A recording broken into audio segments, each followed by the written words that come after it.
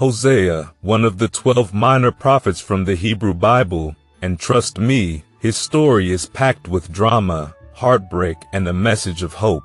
Hosea lived around the 8th century BCE and spent over 60 years speaking out during some pretty turbulent times.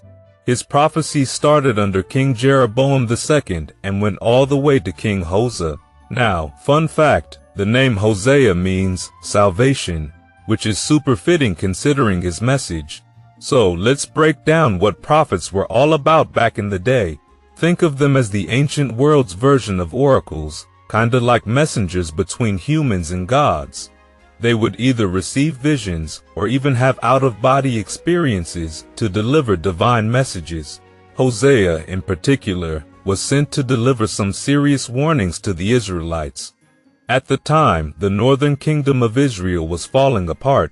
In 722 BCE, the mighty Assyrian Empire swooped in and wiped it out. Most of the 10 tribes of Israel disappeared from history after that. Then, not too long after, in 587 BCE, the southern kingdom of Judah was also conquered, and Solomon's temple in Jerusalem was destroyed by the Babylonians. According to the prophets, these tragedies were no accident. They were punishment from God for the Israelites' sins, especially idolatry. But even with all that doom and gloom, the prophets still left a glimmer of hope, promising that someday God would step in, fix the mess, and restore Israel to its former glory. Now, one of Hosea's major themes is the idea of sexual immorality and idolatry. Back then, fertility was a big deal. For crops, animals, and people, gods were often paired with goddesses, and human procreation was seen as a must for survival. But the prophets weren't too thrilled about how this focus on fertility played out in the religious practices of the time. They used pretty intense metaphors of marriage, adultery, and divorce to drive home the idea that the Israelites were being unfaithful to God by worshiping other deities. Hosea, in particular, didn't hold back. He accused the northern kingdom of being guilty of idolatry, theft, and even perjury, which, in his view, led to sexual immorality. And here's where things get interesting. Hosea compared this betrayal to adultery. The Canaanite gods, Baal and Asherah, were often depicted in ways that symbolized fertility, Baal as a bull and Asherah with exaggerated features representing nurturing. The Israelites, especially in the northern kingdom, built temples to Baal and engaged in rituals that Hosea saw as betraying their covenant with God. And then, God gives Hosea a pretty wild command. He tells him to marry a promiscuous woman named Gomer as a living example of how Israel had been unfaithful to him. Together, they had 3 children, each with names that symbolized God's judgment on Israel. Their first son, Jezreel, was named to remind everyone of the massacre at Jezreel. Their daughter, Lo-Ruhamah, meant not loved, signifying God's decision to withdraw his love from Israel.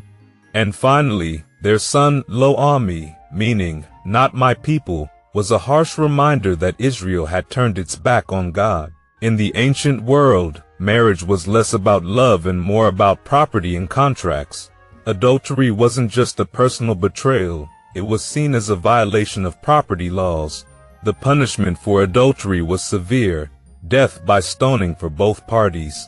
Hosea saw Israel's idolatry as a kind of spiritual adultery, where the people had abandoned their commitment to God and chased after other deities.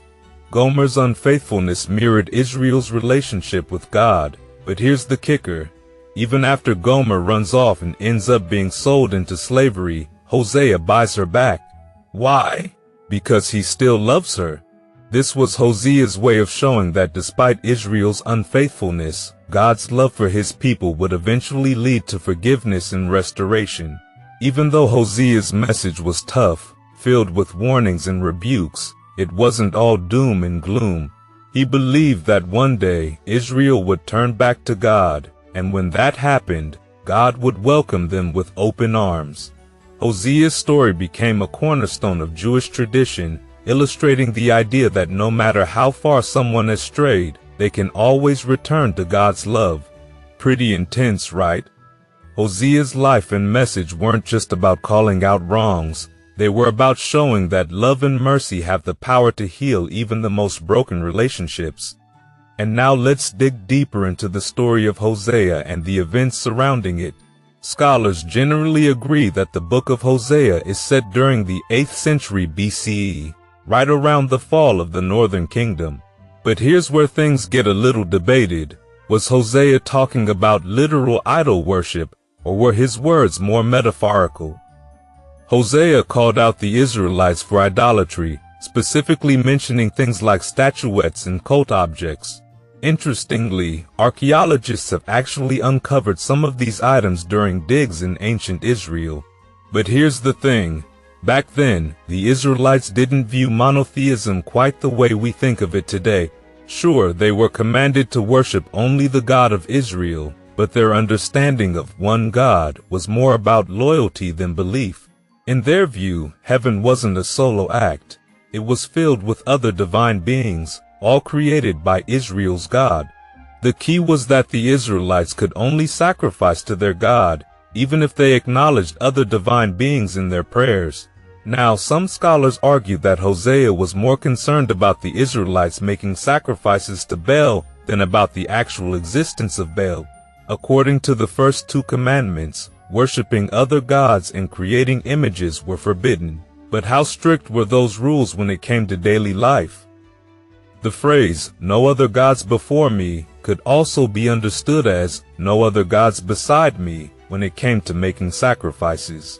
So, it's possible that Israelites, while knowing the rules, might have included other gods in their prayers as an extra plea, thinking it didn't really break the commandments. Still, Hosea was clear in his critique, claiming the people made offerings to Baal and carved images. But whether the Israelites were full-on idol worshippers or just caught up in rituals wasn't the main focus. Hosea's fiery language against idolatry might have been more of an explanation for why the northern kingdom was destroyed, rather than solid proof of widespread idol worship. As the ancient world evolved, many communities of Jews had different interpretations of the law of Moses. You could think of it as Judaisms, where various groups shared the same laws but applied them differently based on their location and culture. And this brings us to the idea of sacred prostitution. Early archaeologists, especially during the Victorian era, uncovered evidence of ancient cults where sexuality and fertility rituals played a huge role. For example, in ancient Sumer, there was a ritual called Hieros Gamos, or sacred marriage, where the king would symbolically couple with the goddess Inanna to bring fertility and rain to the land. This idea of sexuality tied to religious worship wasn't unique to one place. It was common across many ancient cultures. In Jewish texts, there were different terms for prostitution. One was zona, referring to common prostitutes, like Gomer in Hosea's story. The other term, ketsha, meant a woman set apart, and may have referred to women who served in fertility temples. Some scholars suggest that ritual sex was a way of acting out religious petitions, especially for fertility. Ancient writers like Herodotus and Strabo highlighted these practices, especially in temples dedicated to goddesses like Aphrodite. But over time, these rituals were branded with a negative stigma, and the term sacred prostitution took on a more scandalous meaning. So, did these acts actually happen in the way they've been described? That's still up for debate. Some scholars argue that the abundance of ancient writings about these rituals makes a strong case, but the archaeological evidence remains thin. Nonetheless, the connection between idolatry and sexual immorality became deeply rooted in Western tradition, largely thanks to Hosea's powerful metaphors. And from his perspective, Israel's national disasters were the result of whoring after idols. Now, let's jump into how Hosea's prophecies were interpreted in Christianity. Christians often turn to the books of the prophets to validate their belief that Jesus of Nazareth was the long-promised Messiah. When Matthew wrote his gospel, he drew on Hosea's words to link Jesus' story to the Old Testament. For instance, in Matthew 2:15, after the Holy Family fled to Egypt and returned, Matthew referenced Hosea 11:1, "Out of Egypt I called my son." drawing a direct connection between Jesus and the Israelite story. Hosea's words also show up when Jesus is questioned by the Pharisees about eating with sinners. In Matthew 9:13, Jesus responds by quoting Hosea 6:6, "I desire mercy, not sacrifice."